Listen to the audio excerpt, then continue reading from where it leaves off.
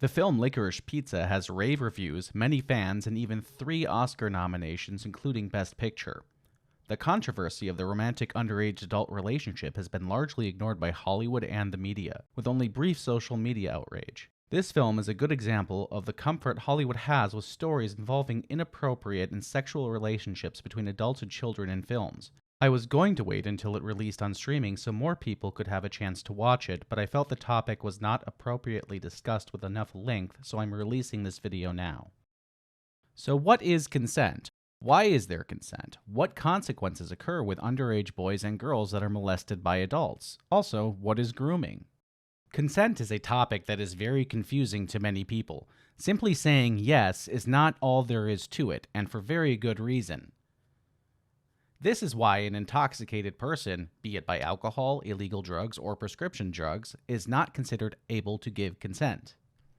There are other reasons adults cannot give consent, which can include mental health, coercion, or, for instance, an imprisoned person cannot give consent to the prison staff for sex for many legal reasons. As for those under the age of consent, which we regard as children in general, are also incapable of consenting to an adult for any reason. But why? Underage people are unable to consent to adult relationships for a myriad of reasons. There are many studies that have been done on this topic concerning both male and female victims.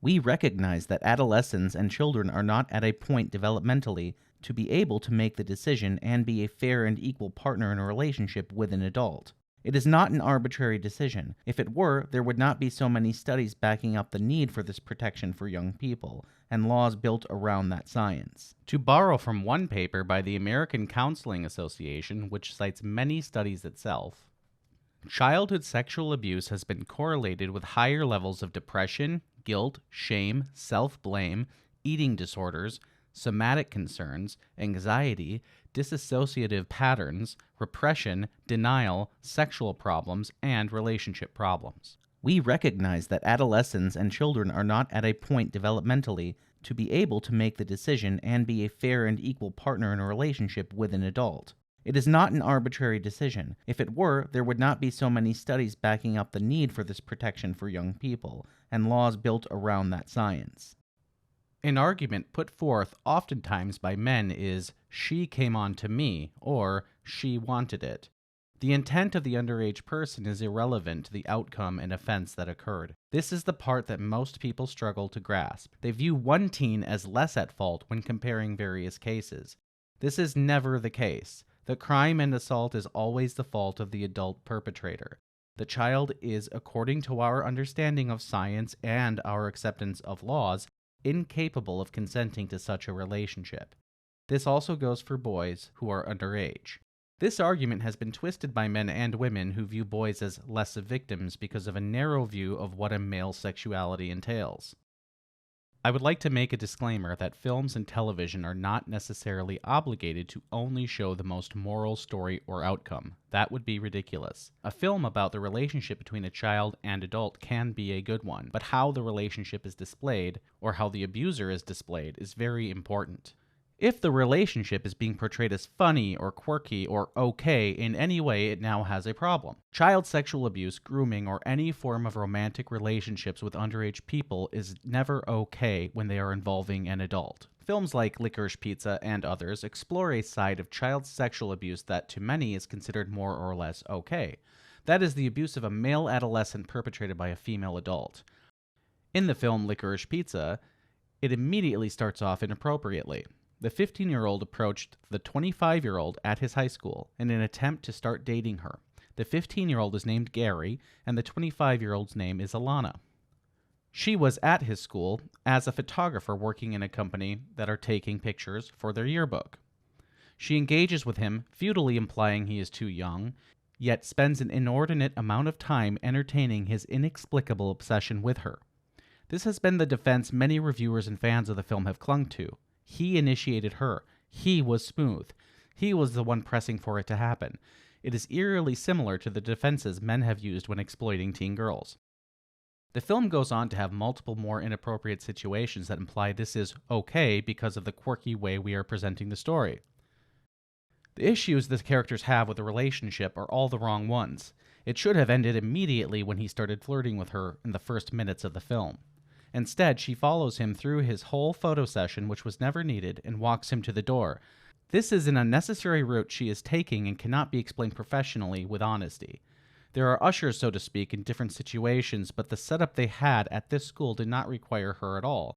So she took it upon herself to engage and entertain the start of the relationship from the very beginning. Again, it would not matter if she had done this differently if the relationship continued, because she is at fault every step of the way, no matter her choices. She later arrives at the restaurant he invited her to, and soon after in the film, she, without showing the discussion, agrees to fly alone with him to an acting job in New York as his chaperone or guardian.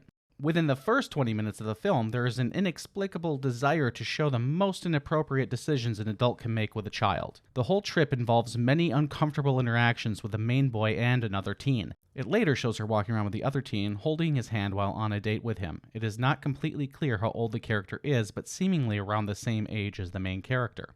Again, it is showing a teenager as an appropriate suitor for the 25-year-old Alana. Throughout the film, there is also a strange obsession with adult women acting incredibly flirtatious with the 15-year-old Gary. The entire interaction between Alana and Gary, the 15-year-old, is incredibly uncomfortable and disturbing. There are several more scenes that only make it more inappropriate, including the 25-year-old baring her breast to the young boy, Gary, who she knows is sexually and romantically obsessed with her. Beyond that, it ends with a passionate kiss and seeming courtship that the boy had been hoping for. Most of the behavior of the 25-year-old Alana can be summed up to grooming behavior, as she, with few exceptions, has little physical contact with the 15-year-old, short of showing her breast to him. Again, what the boy does is irrelevant to the moral and legal crime of the adult. One reviewer had an issue with the relationship, but not because of a moral reason. What she found objectionable was a 15-year-old would be able to get an attractive 25-year-old, an appalling and ignorant take on the subject matter in my opinion. A relationship between an adult woman and an underage boy is not isolated to this film. The film That's My Boy demonstrates a very real situation of teachers sexually molesting boys from 12 to 15 years old. However, in this film it is treated as a hilarious topic that any boy would be lucky to have happen to him. With That's My Boy, it at least shows the mental incapabilities and issues Adam Sandler's character has to deal with as an adult, but mostly from his overwhelming fame as having had such a beautiful woman as a young boy. In truth, this has never occurred in such a relationship. Many very beautiful women have assaulted young boys. It does result in some men and women referring to the boy as lucky, but never has resulted in immortalizing the boy through legend. Call Me By My Name also romanticizes an adult relationship with a teenage boy, which is another film with rave reviews and 4 Oscar nominations. The Showtime series Shameless presents a 15 or 16-year-old boy who is involved in a sexual relationship with a man in his late 20s or 30s. Again, this relationship is not presented as immoral, criminal, or extremely disgusting. It is presented as men hiding they are gay and having a secret relationship. It is brought up again a few seasons later and dismissed as a moral lesson because they were in love, so it was different than other abuse according to the show. That same episode also promotes the thesis of this video, which molesting boys is different as a plot element. By season 10, they made light of coaches, teachers, and middle school molesting boys as well in a very South Parkian way. Young girls reportedly are abused at a higher rate than young boys, but the actual rates of male sexual abuse victims isn't known with certainty due to sexual abuse being so underreported. Men and boys are not seen as victims and are not taken seriously, so are unlikely to receive treatment or recognize that they need therapy at all. The illusion that it is okay to molest teen boys also controls the actions of the abused. If it is not taken seriously, then something else must be wrong with you. Males are considered less vulnerable than women and may not even be asked by mental health professionals if they are or have been abused. Films like Licorice Pizza only bolster this view. As I said, films are not obligated to present the best and most moral situation at all times, but the filmmakers do have to be held accountable for the results in the culture. Romanticizing these types of relationships in films perpetuates a normalization and creates an illusion that these relationships are an appropriate part of everyday life. It also lends doubt to the victimizations of teens and adolescents when concerning sexual crimes. This film portrays a fantasy scenario, a fantasy seemingly of the director. After looking into the story behind the film, I discovered that is exactly what it was. Paul Thomas Anderson was outside of a high school and saw one of the students flirting with an adult woman, and imagined an adult relationship sparking between them. Thus, this film was born. But this fantasy is absurd, and if it were to take place in real life, it would be extremely immoral and illegal. Normalization of these types of relationships also lends to the difficulty that teens have of any gender coming forward when they have been victims of sexual abuse to any degree. Licorice Pizza is trying to portray a different kind of romantic comedy that is peculiar in a very unrealistic way. At best, it is a fantasy film, but the fantasy it is portraying is actually quite disturbing. We could make a fantasy film about murdering people in a quirky and fun way that would also be unrealistic, but it would also be absurd, just as this movie is.